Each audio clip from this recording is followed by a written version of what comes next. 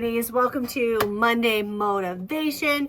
Hopefully this is going to be a little bit of a quicker video for this Monday Motivation, but I thought it would be a great follow-up with last Monday's video about speaking life into your children and what one-on-one time with your children looks like, which is called special time in our home.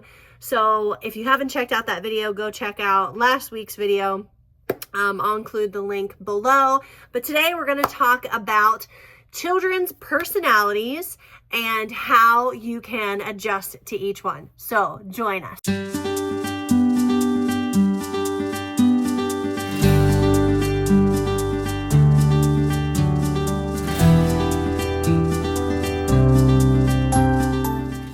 Okay, so I've been wanting to do a video. I'm going to make this a little bit higher.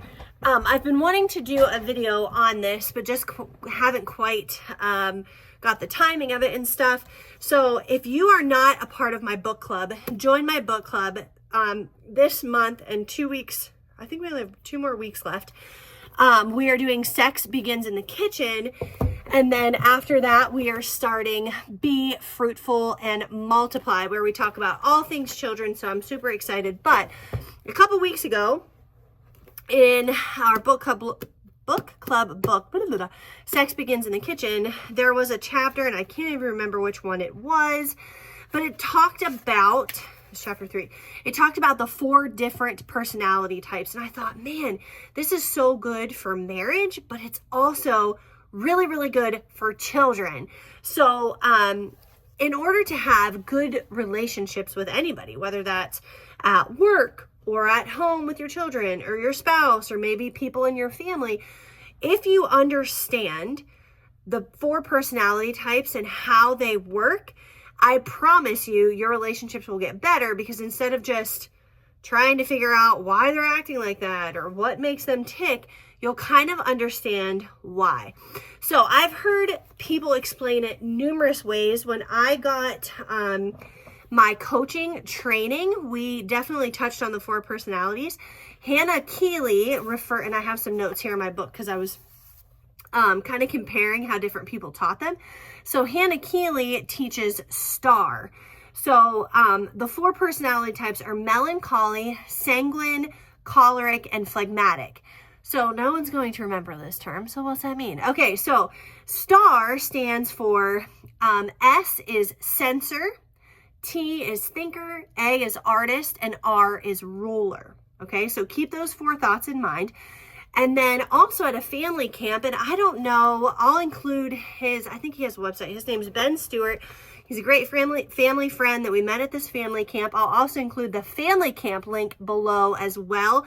We would love to have you join us. We keep getting bigger every year, and it's so refreshing. We just come back, and we are so thankful that we go. So anyway, I'll include that link below too. But Mr. Stewart, and I don't know if he coined this or somebody came up with it, so I will do my best to give credit to where credit is due, but I don't know. So if you know of somebody else that coined this, please comment below and I'll include it in show notes and all that.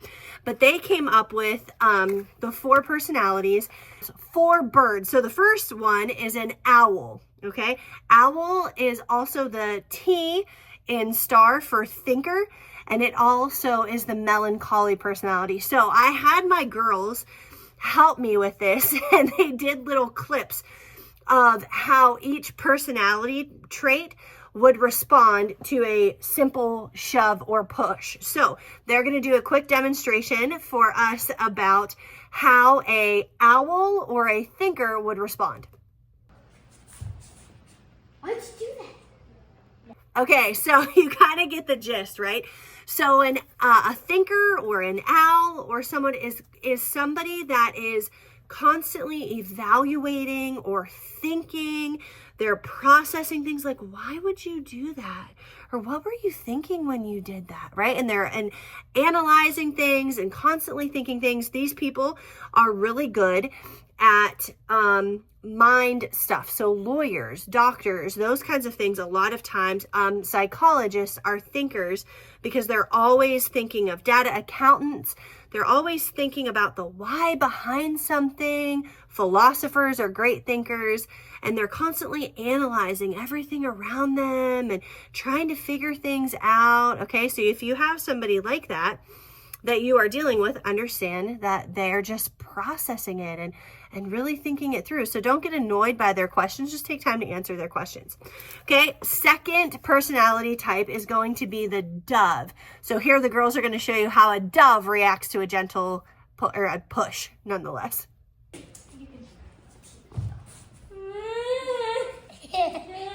Okay, so the dove or sanguine is also stands for the sensor in Hannah Keeley's STAR acronym, okay? So a dove is like your gentle souls. I told a story about this actually in my book club earlier, and we have a daughter who is a dove, and she could be having a terrible day, and I'll just look at her and be like, sweetheart, do you need a hug? And she'll be like, yeah.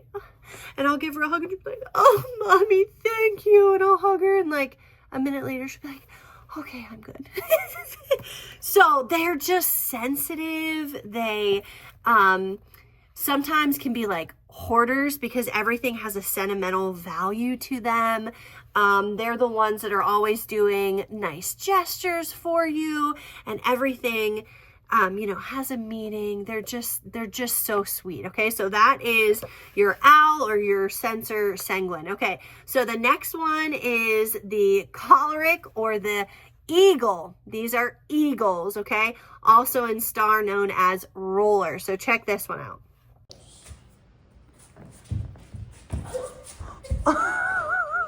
So your eagles are your rollers. They're the boss. They're the ones in charge. It's their way or the highway. So you can see how this personality can tend to be a little bit overbearing sometimes. So they got to reel it in. However, they are great leaders. They take the bull by the horns. They are in charge. So they have really great personalities of leaders. They're the ones that are blazing the trail, right? They're not afraid to get the job done. So eagles are awesome. I am definitely an eagle. And a lot of times people will have, they can relate to two of them or three, but usually there's one that is the one that's standing out. So that's an eagle. And then our last personality trait is the parrot or the phlegmatic.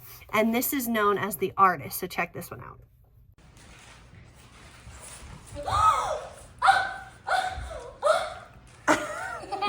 Okay, so artists are the, what's the saying?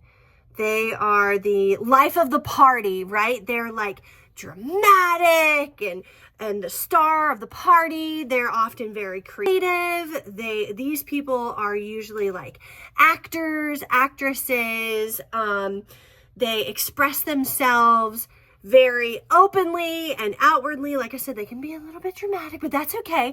So think of like a parrot, flamboyant, all the things. So if we can identify what personality traits our children are, our spouses are, any relationship that you're working with, you can kind of handle them in a different way. Okay, so for example, if I wanted the living room to get clean, okay, I would put an eagle in charge. I would be like, hey, I know that you can, delegate and get your siblings to get this cleaned up. Like, I know that you can do that, okay? And they would take the bull by the horns and they would get the job done. Versus if you put an artist or a parrot in charge of getting a job done, you're going to come in and the pillows are going to be formed into a castle on the couch, and there's going to be music blaring and nothing's going to be done. So you have to delegate what jobs need done based on their personalities, okay? And you have to recognize your children's personalities and how you individually approach them. So say there's a child that's lacking motivation, okay? And they're an eagle, okay? You would not go up to an eagle and be like, sweetheart, I know that you're having trouble getting this done, but I think if you put your whole effort into it, you probably could. An eagle is not going to respond to that. They're going to be like, what are you talking about, right? But if you go up to an eagle and be like, dude, I said to get this done. Let's go. I know that you can do it faster than you can.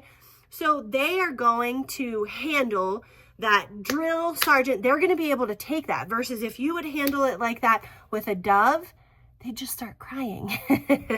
So sometimes we're not communicating in the right ways with our children, depending on what their personality types are. So if you would like to learn more about this, I'd be happy to do a one-on-one session with you and kind of take an inventory of your family, what relationships are working, what relationships aren't, and we can kind of get a game plan set up as to how you can maneuver and grow in some of these relationships. Because here's the thing, guys, and I've said this before, there's only two things that are going to last forever, and that is God and his word and relationships. And that's really what we should be pouring our time into, whether it's our family first and foremost, but whether it's people at work, our family members, whatever, those relationships is really where we should be spending our time and money and effort. So